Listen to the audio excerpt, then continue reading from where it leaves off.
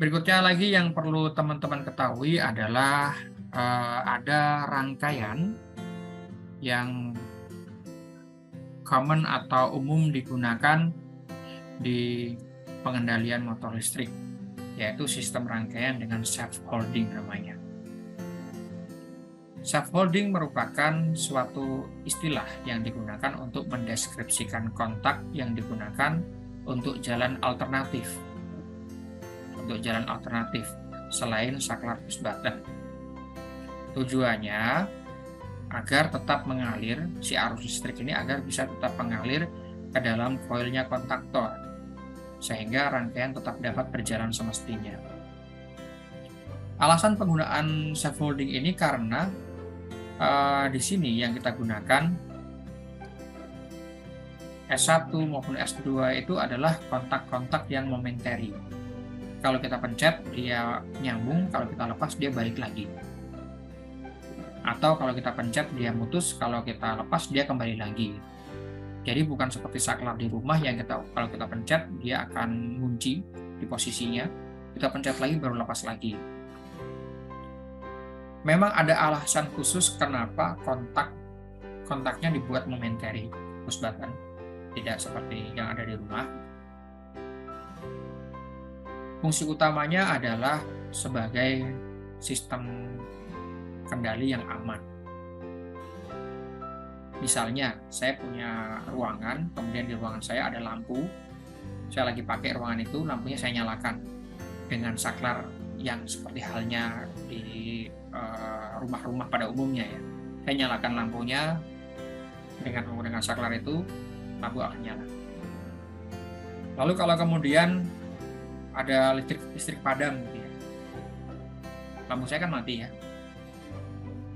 Buat apa saya di dalam kamar gitu kalau lampunya mati? Saya keluar misalnya, saya keluar rumah untuk ke teras atau kemana gitu. Kalau kemudian listrik tiba-tiba nyala lagi dari PLN, maka lampu saya akan nyala kan, karena saklar saya tadi ngelok atau ngunci. Nah, sistem seperti ini tidak boleh terjadi pada mesin-mesin dengan daya yang besar atau mesin-mesin yang beroperasi. Mesinnya mau dinyalakan, saya pencet tombolnya, kemudian on, tombolnya ngelok, ngunci. Kemudian ada listrik padam, misalkan sumber listrik pabriknya mati. Setelah listriknya nyala, mesin itu akan tiba-tiba nyala sendiri, karena posisi switch tadi itu terkunci. Ini nggak boleh. Maka diberlakukanlah sistem self-holding. Seperti apa sistemnya? Mulai dari sini, kalau rangkaian yang sebelah kiri ini seperti rangkaian yang sebelumnya, terdiri dari fasa L1, L2, L3, kemudian masuk ke MCB sini, kemudian masuk ke kontaktor, kemudian masuk ke TOLR, ini adalah Thermal Overload Relay. Ini sebentar lagi kita bahas. Kemudian masuk ke motor. Kontaktor motor itu diaktifkannya oleh rangkaian yang ini. S1 dibuat merupakan saklar NC atau normally close. Kalau ditekan ini akan putus. Sedangkan S2 adalah saklar NO. Kalau ini ditekan, maka KM ini akan aktif. Lalu motor akan mendapatkan listrik dari L1, L2, L3 melewati kontaktor, muter dia. Tapi kalau S2 saya lepas, dia mati, KM off.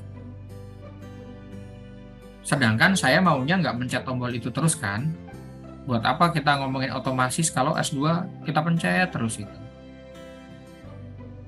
Nah, prinsip kerjanya, jika S2 ditekan sesaat lalu dilepas, maka KM akan on terus-menerus, sehingga motor akan berputar terus-menerus.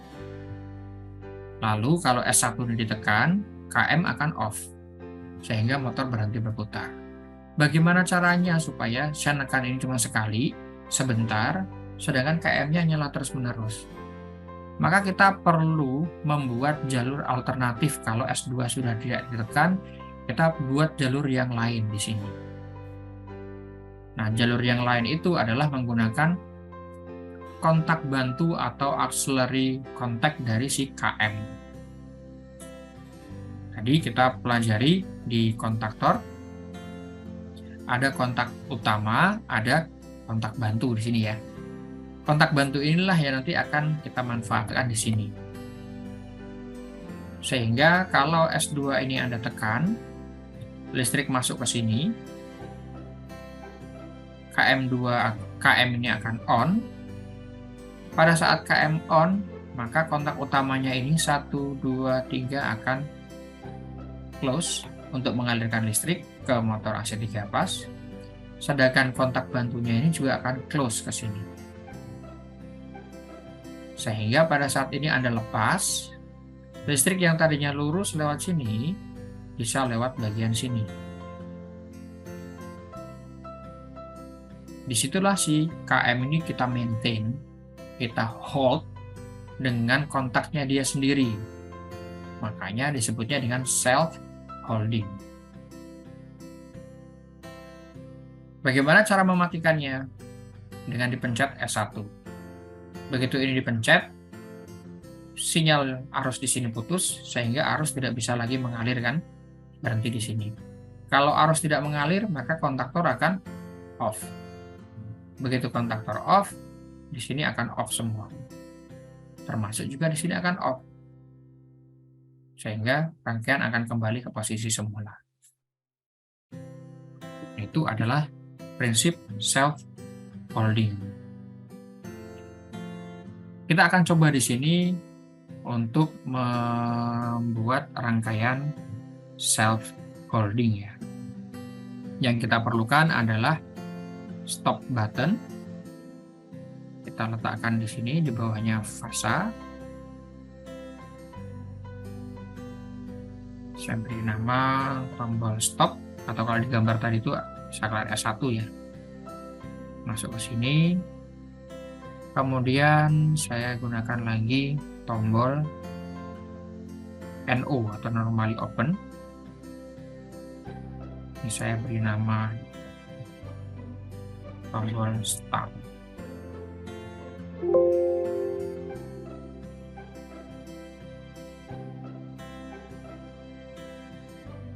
Saya sambungkan, ini juga saya sambungkan.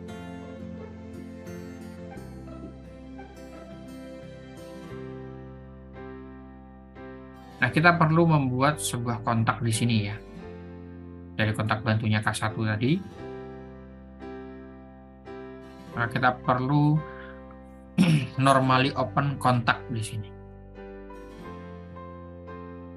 Saya tarik ke sini.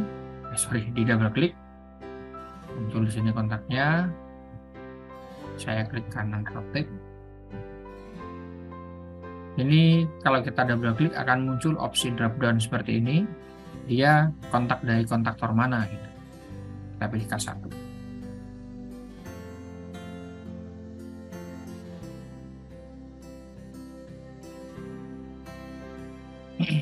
Nah, ini adalah rangkaian sederhana dari prinsip self-holding. Kalau ini saya tekan, kita simulasikan. Kemudian start saya tekan. Motor berputar, ini start masih saya tekan. Kalau saya lepas, motor ini sudah punya self hold ya, jadi dia berputar terus menerus tanpa saya harus menekan tombol startnya terus menerus. Kapan berhenti berputarnya? Kalau di sini saya tekan tombol stop, ya berhenti berputar.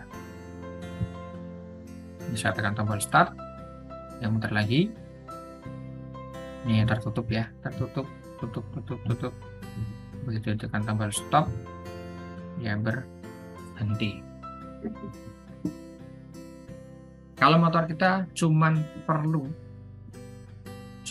perlu dinyalain, muter seharian gitu, kemudian dimatiin, ya seperti ini saja yang kita perlukan. Tombol stop, tombol start, kontak.